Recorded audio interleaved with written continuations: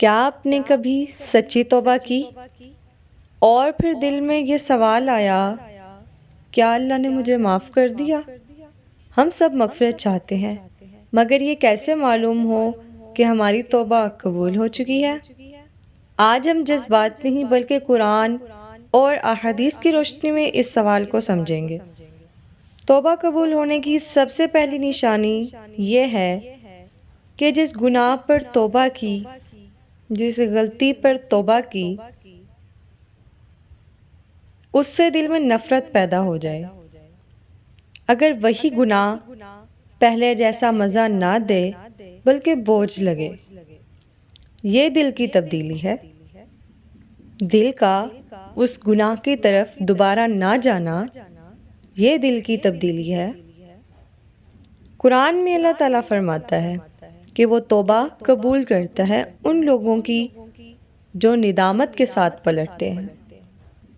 توبہ قبول ہونے کی دوسری علامت، نیکی آسان لگنے لگے، نیکی کی طرف رغبت بڑھنے لگے، نماز میں دل لگنا، قرآن پڑھنے کی خواہش ہونا، غلط صحبت سے دوری اختیار کرنا، دنیا کے کاموں سے اکتا جانا۔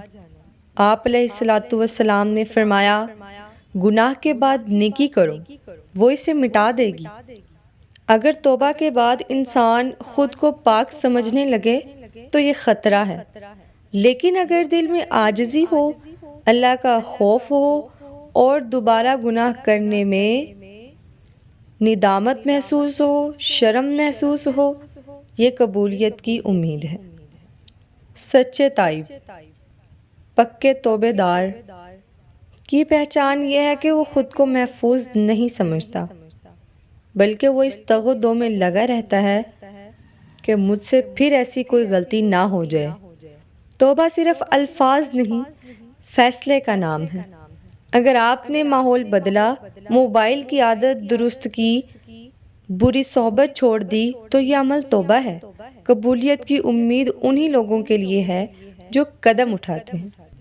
جس شخص کے اندر یہ عادات ہیں، اس کے لیے خوشخبری ہے کہ اللہ رب العزت نے اس کی توبہ کو قبول کیا۔